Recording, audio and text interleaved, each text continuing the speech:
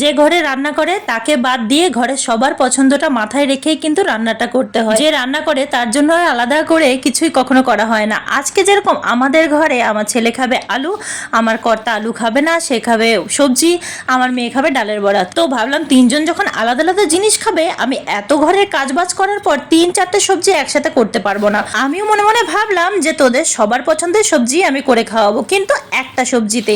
তো গিয়েই কতগুলো আলু কেটে নিয়েছি, কিছুটা ফুলকপি কেটে নিয়েছি, ফুলকপিটা একটু হালকা ভাপ দিয়ে নিয়েছি, না পরে কিছুটা ডাল ভিজিয়ে রেখেছিলাম সকালবেলাতেই, ডালগুলো বেটে পরে ছোট ছোট করে বড়া ভেজে নিয়েছি। তারপর আলুগুলো ভালো করে ভেজে একটু ভালো করে কষিয়ে বানাবো, যেন একটা সবজি তো সবার যেন পছন্দ হয়ে যায়। তরকারিটা করার পর যার যারটা তার তার বাটিতে একদম আলাদা আলাদা করে তুলে তাদের সামনে পরিবেশন করলাম। তরকারিটা খেয়ে সবাই খুশি। তো চলো আজকে টাটা, ভালো লাগলে সাবস্ক্রাইব করে সাথে থেকো, আবার কালকে দেখা হবে নতুন আরেকটা দিনে নতুন আরেকটা ভিডিও নিয়ে।